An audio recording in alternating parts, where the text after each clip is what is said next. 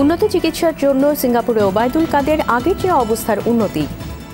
গতকালকে যে যত বড় ঝুঁকি ছিল আজকে ঝুঁকি কম, তবে ঝুঁকি নাই সেটা বলা যাবে না। দ্রুত রোগ মুক্তির জন্য দেশবাসীর দোয়া চাইলেন প্রধানমন্ত্রী। নির্দিষ্ট তাপমাত্রায় ওষুধ না রাখায় রাজধানীর কয়েকটি ফার্মেসিকে 25 লাখ টাকা জরিমানা। এক্সপায়ার হয়ে গেছে হচ্ছে আপনার 2018 সালে। এরকম কিছু বেশ কিছু সার্জিক্যাল আইটেম আমরা কিন্তু পেয়েছি, কিছু ওষুধও পেয়েছি যেগুলি আসলে এক্সপায়ার হয়ে গেছে, কিন্তু এখন তারা বিক্রি করতেছে। স্কয়ার ল্যাবেড হাসপাতালের ক্যান্টিন সহ অষ্টব্যঞ্জন রেস্টুরেন্টে অভিযান। শান্তিপূর্ণ পরিবেশে ডাকসু নির্বাচন অনুষ্ঠানে ছাত্র সংগঠন প্রক্টোরিয়াল বডি সহ সবার সহযোগিতা চাইলেন উপাচার্য।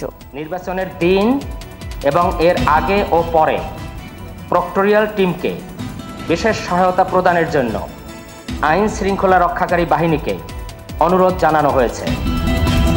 কথা বলতে না দেয়ায় বাম জোটের ক্ষোভ। আমরা কি ধরনের প্রতিবন্ধকতার শিকার হচ্ছি বা আমাদের কি অসুবিধা হচ্ছে, এই কথাগুলো তাদের উচিত ছিল আমাদের মুখ থেকে শোনা। উপাচার্য মহোদয় তিনি শুধুমাত্র তার বক্তব্যটি পড়ে সাংবাদিক প্রার্থী কারো বক্তব্য গ্রহণ না করেই তিনি উঠে গেলেন। ডিপিএল টি-20-র প্রথম আসরে শিরোপা জিতল শেখ জামাল। প্রাইম দোলেশ্বরকে হারিয়েছে 24 রানে।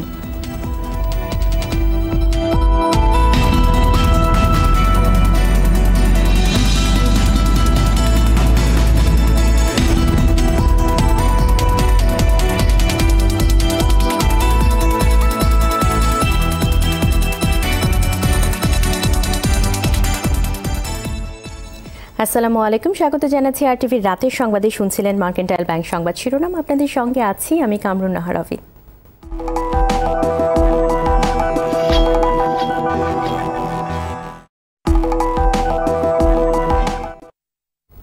সিঙ্গাপুরে পৌঁছেছে আওয়ামী লীগ সাধারণ সম্পাদক ওবায়দুল কাদেরকে বহনকারী এয়ার অ্যাম্বুলেন্স। দুপুরে ভারতের প্রখ্যাত হৃদরোগ বিশেষজ্ঞ ডাক্তার দেবী শেঠির পরামর্শ এবং মেডিকেল বোর্ডের সিদ্ধান্তে উন্নত চিকিৎসার জন্য তাকে সিঙ্গাপুর নেওয়া হয়। এর আগে বঙ্গবন্ধু শেখ মুজিব মেডিকেল বিশ্ববিদ্যালয়ের উপাচার্য ডক্টর কনককান্তি বড়ুয়া জানান, আগের চেয়ে ওবায়দুল কাদেরের শারীরিক অবস্থার উন্নতি হয়েছে। আরও জানাচ্ছেন এহতেরামুল হক। বঙ্গবন্ধু শেখ মুজিব মেডিকেল বিশ্ববিদ্যালয় হাসপাতাল থেকে সোমবার বিকেল 3:15টার দিকে ওবায়দুল কাদেরকে নিয়ে আইসিইউ এর সুবিধা সম্বলিত অত্যাধুনিক অ্যাম্বুলেন্সটি রওনা হয় হযরত শাহজালাল আন্তর্জাতিক বিমানবন্দরের উদ্দেশ্যে। বিমানবন্দরের ভিভিআইপি টার্মিনালে আগের দিন থেকে অপেক্ষায় থাকা এয়ার অ্যাম্বুলেন্সে করেই নেওয়া হয় সিঙ্গাপুরের মাউন্ট এলিজাবেথ হাসপাতালের উদ্দেশ্যে। এর আগে হাসপাতালে মেডিকেল বোর্ডের সভা শেষে ওবায়দুল কাদেরের শারীরিক অবস্থার কথা জানান কার্ডিওলজি বিভাগের চেয়ারম্যান সৈয়দ আলী আহসান।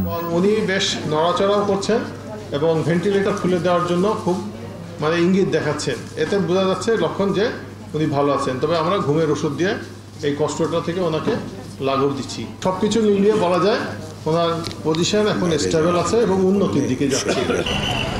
হৃদরোগের চিকিৎসাধীন ওবায়দুল কাদেরের চিকিৎসায় ভারত থেকে আসেন বিখ্যাত কার্ডিয়াক সার্জন ডাক্তার দেবী প্রসাদ শেঠি। তার সঙ্গে মেডিকেল বোর্ডের পরামর্শের পরেই বিদেশে নেওয়ার সিদ্ধান্ত হয়। গতকালকের চেয়েও আজকে উনি স্টেবল, কিন্তু উনি শঙ্কামুক্ত নহেন। এর চেয়ে পরে আরও জটিলতা যদি হয় তখন শিফট করাটা রিলেটিভলি মোর রিস্কি। এবং আমরা তখন বললাম যে গতকালকে এই সিচুয়েশন ছিল, সেজন্য আমরা এলাও করি না। Perfect, your decision is perfect. এখন যদি আপনারা নিতে চান, এটা আমারও অ্যাডভাইস হবে এই মুহূর্তে বা আজকের দিনে ওনাকে শিফট করুন। ওবায়দুল কাদেরকে বহনকারী এয়ার অ্যাম্বুলেন্সটি বিকেল 4:15টায় হযরত শাহজালাল আন্তর্জাতিক বিমানবন্দর ছাড়ে। সহধর্মিনী ইসরাতুন্নেসা কাদের ও বঙ্গবন্ধু শেখ মুজিব মেডিকেল বিশ্ববিদ্যালয় হাসপাতালের অধ্যাপক ডাক্তার আবু নাসের রিজভী ওবায়দুল কাদেরের সঙ্গে আছেন। এহতেরামুল হক, আরটিভি, ঢাকা। এদিকে ওবায়দুল কাদেরের জন্য দেশবাসীর কাছে দোয়া চেয়েছেন প্রধানমন্ত্রী শেখ হাসিনা।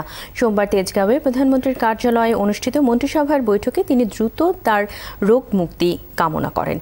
প্রধানমন্ত্রী শেখ হাসিনার সভাপতিত্বে বৈঠকে বাংলাদেশ ক্রীড়া শিক্ষা প্রতিষ্ঠান বিকেএসপি আইন 2019-এর খসড়ায় নীতিগত অনুমোদন দেওয়া হয়। বৈঠক শেষে সচিবালয়ের সংবাদ সম্মেলনে মন্ত্রিপরিষদ সচিব মোহাম্মদ শফিউল আলম বলেন, বিকেএসপির আগের 10 সদস্যের পরিচালনা বোর্ড 20 সদস্যে উন্নীত করা হয়েছে এবং এর প্রধান থাকবেন যুব ও ক্রীড়া মন্ত্রী।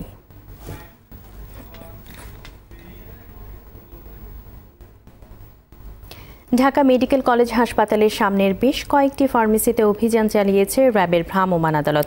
এ সময় মেয়াদোত্তীর্ণ নির্দিষ্ট তাপমাত্রায় না রাখা এবং আমদানি নিষিদ্ধ ওষুধ বিক্রির অভিযোগে বেশ কয়েকটি ফার্মেসিকে প্রায় 25 লাখ টাকা জরিমানা করা হয়েছে। এছাড়া 2টি ফার্মেসি সিলগালা এবং 2 জনকে 6 মাসের কারাদণ্ড দেন র্যাবের নির্বাহী ম্যাজিস্ট্রেট সরওয়ার আলম।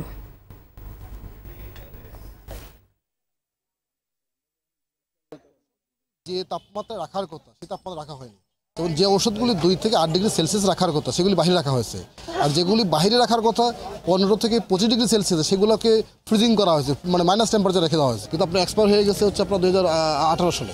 এরকম কিন্তু বেশ কিছু সার্জিক্যাল আইটেম আমরা কিন্তু পেয়েছি, কিছু ওষুধও পেয়েছি যেগুলি আসলে এক্সপায়ার হয়ে গেছে, কিন্তু এখনও তারা বিক্রি করতেছে। তো মূলত এই অপরাধের কারণে, এই অনিয়মের কারণে এখানে বেশ কয়েকজন প্রতিষ্ঠানকে এখানে অর্থদণ্ড আরোপ করা হয়েছে। আমাদের ওষুধ প্রশাসনের তরফ থেকে এসব অনিয়মের বিরুদ্ধে প্রসিকিউশন দাখিল করা হচ্ছে এবং বিজ্ঞ ম্যাজিস্ট্রেট যে বিচার দিবেন সেটা উনি বিচার করবেন। রাজধানী স্কয়ার ও ল্যাবেড হাসপাতালের ক্যান্টিন সহ অন্য আরও একটি রেস্টুরেন্টের খাবারের মান ঠিক না থাকায় মোট 2,70,000 টাকা জরিমানা করেছে জাতীয় ভোক্তা অধিকার সংরক্ষণ অধিদপ্তর। রিপোর্ট করছেন জাহিদ রহমান। রাজধানীর পান্থপথে স্কয়ার হাসপাতালের ক্যান্টিনের রান্নাঘর। সবকিছু ঠিকঠাক থাকলেও পোড়া তেলে চলছে রান্নার কাজ। নেই আমদানি করা বিদেশি পণ্যের গায়ে প্রতিষ্ঠানের লেবেল। ভোক্তা অধিকার সংরক্ষণের অভিযানে এমনটাই ধরা পড়ল।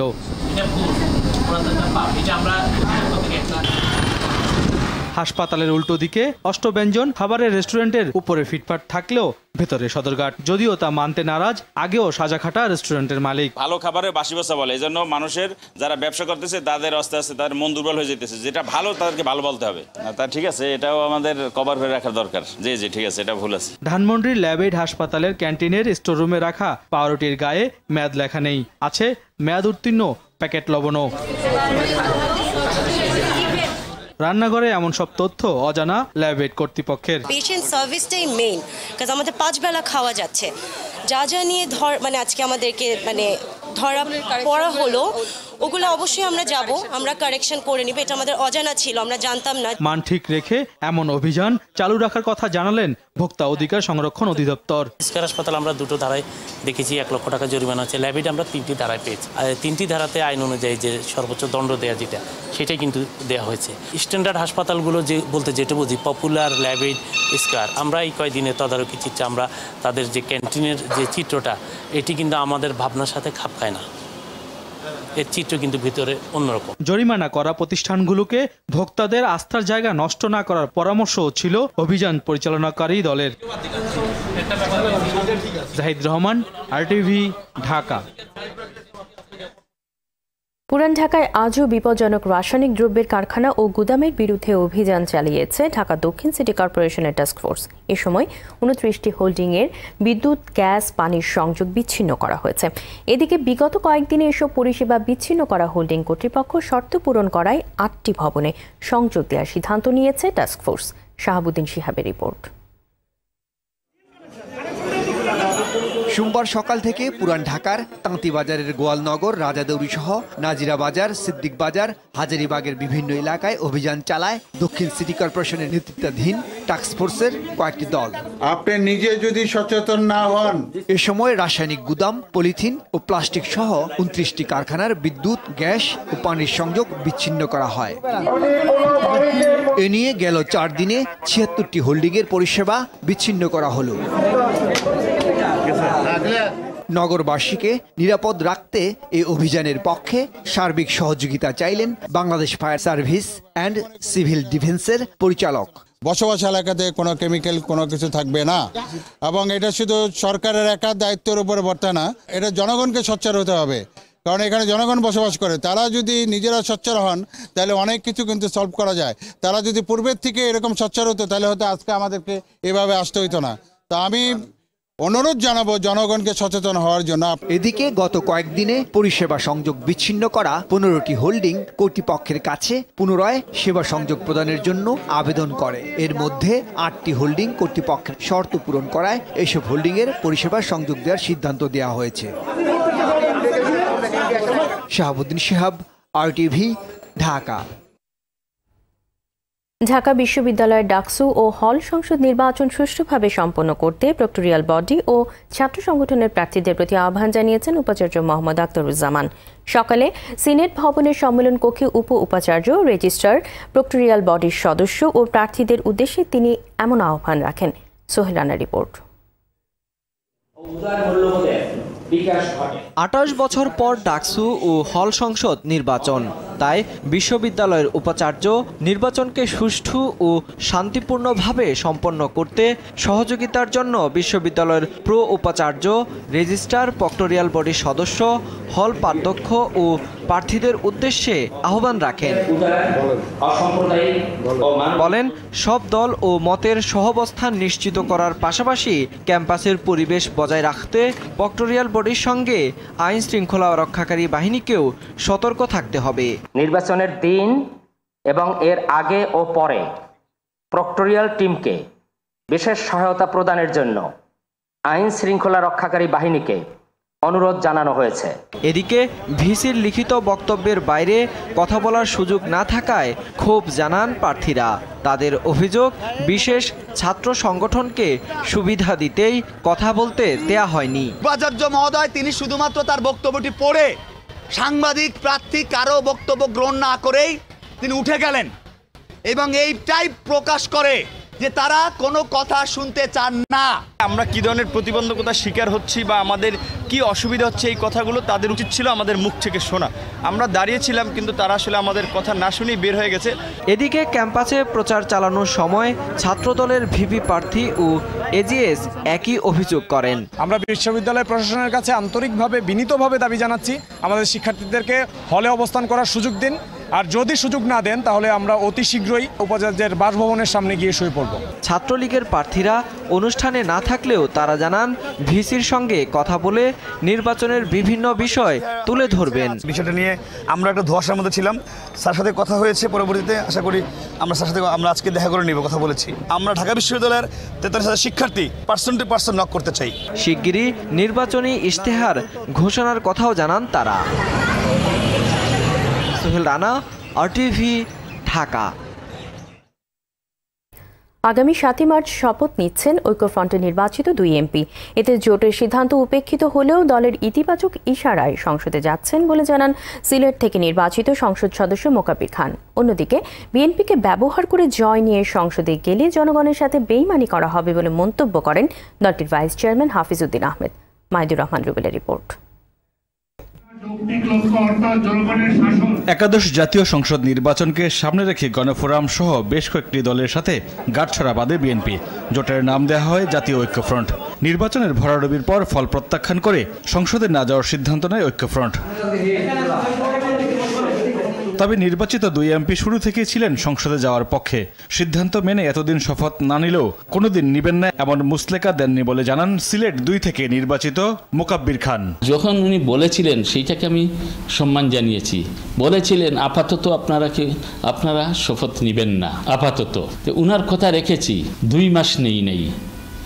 এর অর্থ ইচ্ছা না যে কোনোদিন নিব না। বর্তমান সরকারের এবং আওয়ামী লীগের ইচ্ছা পূরণ করবেন, এটি বিএনপি নেতাকর্মীরা কখনোই মেনে নেবে না। তারা বিএনপিকে কৌশলে ব্যবহার করেছে। 7 মার্চ শপথ নেওয়ার কারণ হিসেবে তিনি বলেন, দিনটির ঐতিহাসিক তাৎপর্য বিবেচনায় নিয়েই এদিন শপথ নিতে চান তারা। যে 7 মার্চ একটা ঐতিহাসিক দিন। মনসুর সাহেবও একইভাবে এই দিনটাকে পছন্দ করেছেন। সুতরাং আমরা দুজনই 7 মার্চে শপথ নেওয়ার ব্যাপারে আমাদের ইচ্ছার কথা জানিয়েছি মাননীয় স্পিকারকে। আমরা সিডি দিছি আর কি, ওটা ওনাদের ব্যাপারে, ওনারা যখন ডেট দিবে শপথের পরে দেব। বিএনপির কাঁধে ভর করে নির্বাচনী বৈতরণী পার হয়ে ফ্রন্টের সিদ্ধান্ত উপেক্ষা করলে তাদের বিরুদ্ধে সাংগঠনিক ব্যবস্থা নেওয়া হবে বলে জানান বিএনপির এই নেতা। তাদের নেতা ডক্টর কামালের সম্মতি নিয়েই শপথ নিতে যাচ্ছেন। তারা বিএনপিকে কৌশলে ব্যবহার করেছে। বিএনপি যাতে এভাবে আর ব্যবহৃত না হয় সুযোগ সন্তানী রাজনীতিবিদদের দ্বারা, সে ব্যাপারে এখনই বিএনপিকে চিন্তা ভাবনা করে একটি সিদ্ধান্ত নিতে হবে। সংসদ সদস্য থাকুক বা যাক, যদি গণফোরাম চায় তাদেরকে বহিষ্কার করতে পারে। তারা জনগণের কাছে তারা ধিক্কৃত হয়ে থাকবে। গণফোরামের 2 এমপি শপথ নিলেও বিএনপির নির্বাচিত 6 এমপি শপথ নেবেন না বলে জানান হাফিজ উদ্দিন। শপথ গ্রহণের সিদ্ধান্ত জোটের সম্পর্কেও প্রভাব ফেলতে পারে বলে ইঙ্গিত দেন নেতারা। বিএনপির কেউই সংসদে যেতে আগ্রহী নেই এই ধরনের নির্বাচন। মাইদুর রহমান রুবেল, আরটিভি, ঢাকা। একাদশ জাতীয় সংসদের চলতি অধিবেশন আগামী 11 মার্চ পর্যন্ত চলবে। বিকেলে সংসদের কার্য উপদেষ্টা কমিটির প্রথম বৈঠকে এই সিদ্ধান্ত হয়। জাতীয় সংসদ ভবনে কমিটির সভাপতি স্পিকার ডক্টর শিরিন শারমিন চৌধুরীর সভাপতিত্বে অনুষ্ঠিত ওই বৈঠকে কমিটির সদস্য এবং সংসদ নেতা প্রধানমন্ত্রী শেখ হাসিনা অংশ নেন।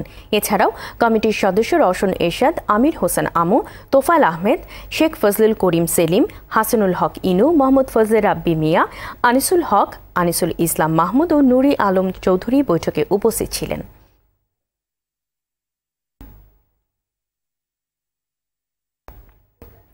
প্রধানমন্ত্রীর বিশেষ সহকারী হিসেবে ব্যারিস্টার বিপ্লব বড়ুয়া ও কৃষিবিদ মশিউর রহমান নিয়োগ পেয়েছেন। উপপ্রেস সচিব হিসেবে হাসান জাহিদ তুষার এবং সহকারী একান্ত সচিব হিসেবে নিয়োগ পেয়েছেন গাজী হাফিজুর রহমান। এছাড়া অ্যাসাইনমেন্ট অফিসার হিসেবে মোহাম্মদ আরিফুজ্জামান নুরুন্নবীকে নিয়োগ দেওয়া হয়েছে। জনপ্রশাসন মন্ত্রণালয় এই নিয়োগ সংক্রান্ত আলাদা আদেশ জারি করেছে।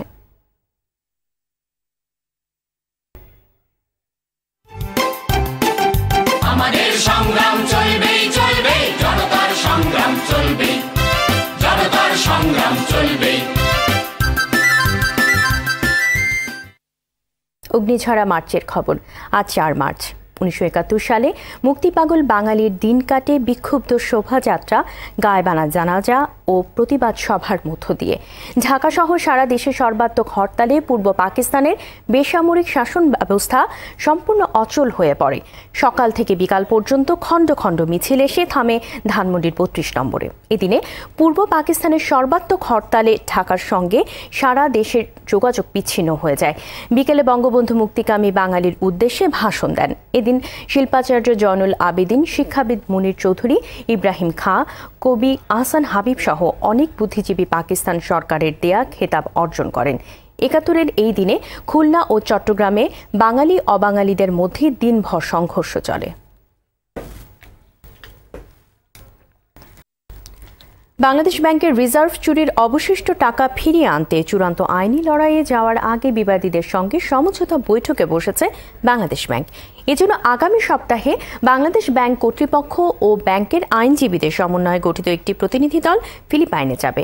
অর্থ ফেরত পাওয়ার বিষয়ে ইতিবাচক সাড়া পাওয়া গেলে আইনি লড়াইয়ের প্রয়োজন নাও হতে পারে বলে জানিয়েছেন বাংলাদেশ ব্যাংকের আইনজীবী আজমালুল হক কিউসি।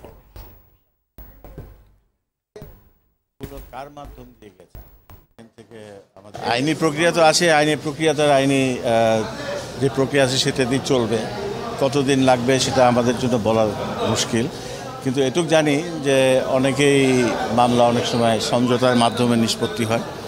তা আমরা আশা করছি যে এখানে আমরা সমঝোতা চেষ্টা করলে পরে সমঝোতার মাধ্যমে এটা হয়তোবা নিষ্পত্তি হতে পারে।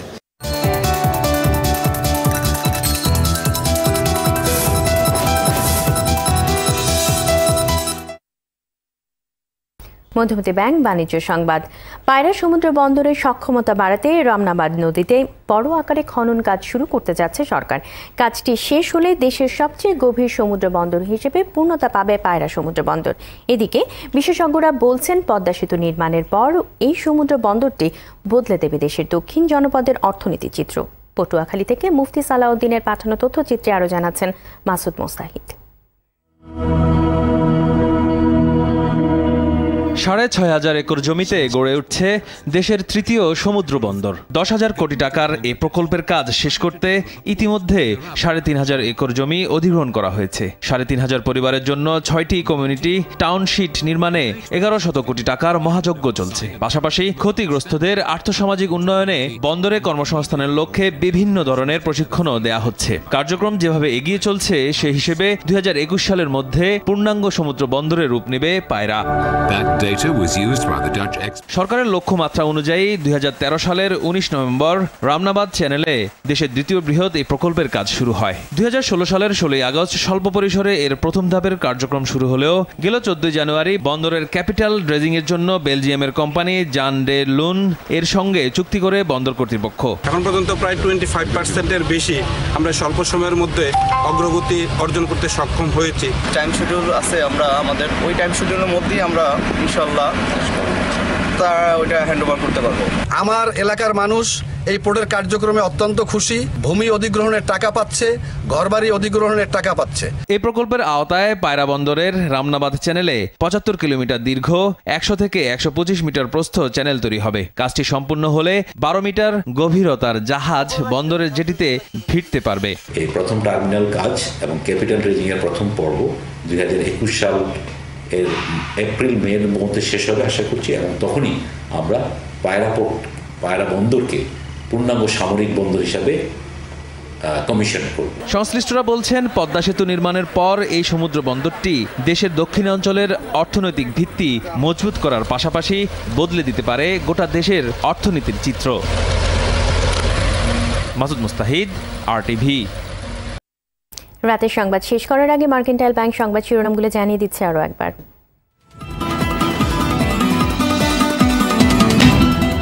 উন্নত চিকিৎসার জন্য সিঙ্গাপুরে ওবায়দুল কাদের আগের যে অবস্থার উন্নতি, দ্রুত রোগ মুক্তির জন্য দেশবাসীর দোয়া চাইলেন প্রধানমন্ত্রী। নির্দিষ্ট তাপমাত্রায় ওষুধ না রাখায় রাজধানীর কয়েকটি ফার্মেসিকে ২৫ লাখ টাকা জরিমানা। স্কয়ার ল্যাব এইড হাসপাতালের ক্যান্টিন সহ অষ্টব্যঞ্জন রেস্টুরেন্টে অভিযান। শান্তিপূর্ণ পরিবেশে ডাকসু নির্বাচন অনুষ্ঠানে ছাত্র সংগঠন প্রক্টোরিয়াল বডি সহ সবার সহযোগিতা চাইলেন উপাচার্য। কথা বলতে না দেয়ায় বাম জোটের ক্ষোভ। এবং ডিপিএল টি-20 প্রথম আসরের শিরোপাজিত শেখ জামাল প্রাইম দলেশ্বরকে হারিয়েছে ২৪ রানে।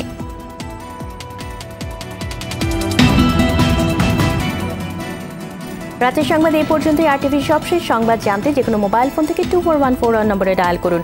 আর মোবাইল ফোনে সংবাদ দেখতে অ্যাপ স্টোর, গুগল প্লে বা উইন্ডোজ স্টোর থেকে ডাউনলোড করুন আরটিভি অ্যাপস। এছাড়াও তাৎক্ষণিক ও বিনোদন সংবাদ জানতে বিশ্বের যে কোনো প্রান্ত থেকে ভিজিট করুন facebook.com/rtv online এবং youtube.com/rtvdigitals। ধন্যবাদ সবাইকে।